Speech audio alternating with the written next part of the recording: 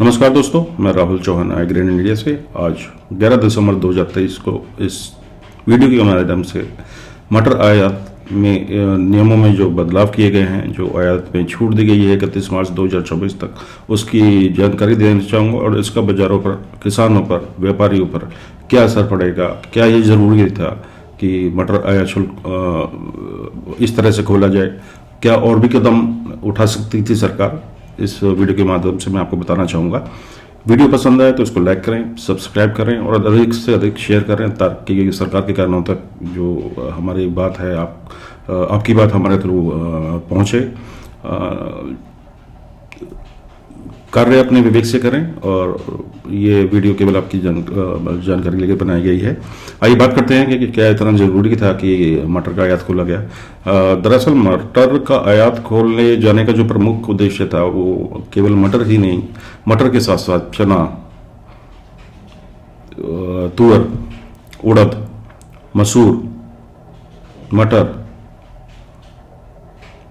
की जो कीमतें हैं उसको घटाना रहा है, क्योंकि हमारे देश में 260 लाख टन के 260 से 265 लाख टन दलहन की खपत रहती है, जिसमें से 10 से 12 लाख टन मटर की खपत थी, क्योंकि हमारे देश में इतना उत्पादन होता है।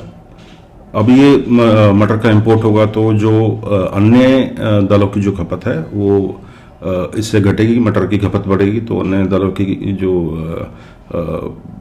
कंजम्पशन है उस पर भी असर पड़ सकता है। और कुल मिलाकर ये एक जो किया गया है, निर्णय लिया गया है, ये एक मतलब अंतिम जो हमारे पुराणों के अनुसार जैसे ब्रह्मास्त्र बोलते हैं कि वो ब्रह्मास्त्र का पहली बार में इस्तेमाल कर दिया है। एक मच्छर को मारने के लिए परमाणु बम का इस्तेमाल किया है। अन्य भी कई ऐसे कदम थे जिससे कीमतों को नियंत्रित किया जा सकता था, और जैसे कि स्टॉक लिमिट है उसको और ढंग से इम्पोज करना, अच्छी तरह फॉलो करना, या जो जमाखोरी कर रहे हैं उनके खिलाफ सख्त कदम उठाना। कुल मिलाकर इससे जो है ट्रेडर, मिलर्स, इन पर तो असर पड़ेगा, लेकिन उन किसान भाइयों पर अधिक असर पड़ेगा जो ऑलरेडी मटर की और चना की बिजाई कर चुके हैं। चना के भाव और मटर के भाव इतने ऊंचे नहीं चल रहे थे कि आयात खोला जाए।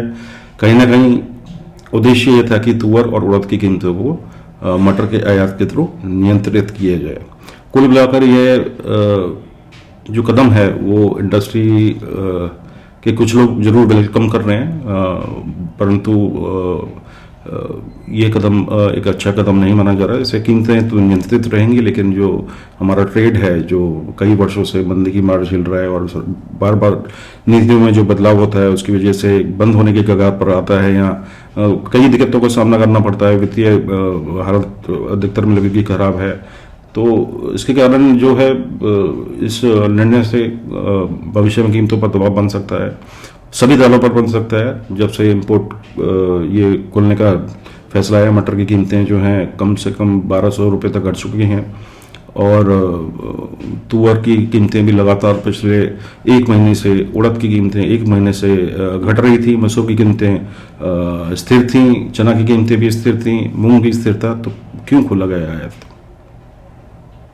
आयात खोलने का मुख्य कारण था, जो लगता है हमें, कि चुनाव के दौरान जो आगामी चुनाव अप्रैल और मई में होंगे उसमें फूड इन्फ्लेशन जो है वो एक मुद्दा ना बन जाए, जिसकी वजह से यह इंपोर्ट खोला गया है। और ये बहुत ही हार्श स्टेप है, और बस इसका एक ही फ़ायदा जो है वो उपभोक्ता पॉइंट ऑफ व्यू से है कि उनको सस्ते में दाल मिलेंगी, परंतु जो उपभोक्ता किसान भी है उस पर असर पड़ेगा। पूरी जो जिन्होंने अपना लाखों करोड़ों रुपए इन्वेस्ट किया हुआ है मिलर्स ने, उनका क्या हाल होगा। अभी वो तुअर की, उड़द की मिलिंग कर रहे हैं, जो मटर आयात होगा तो उसकी मिलिंग के लिए भी उनको अपने प्रोसेसेस को चेंज करना पड़ेगा। मटर आयात 31 मार्च 2024 तक किया गया है, उसकी अनुमति दी गई है। तो इतनी शॉर्ट ड्यूरेशन के लिए कौन अपने जो सिस्टम है वो चेंज करेगा? इसमें पैसा भी लगता है, समय भी लगता है, और सिस्टम चेंज करने के दौरान जो वेस्टेजेस है वो भी बढ़ते हैं।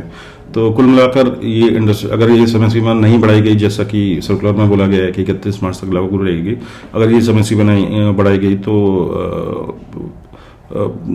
मिलर्स का इतना इंटरेस्ट नहीं रहेगा मिलने में, दाल की मिलिंग करने में अगर ये समय सीमा बढ़ाई जाती है तब इंटरेस्ट आ सकता है।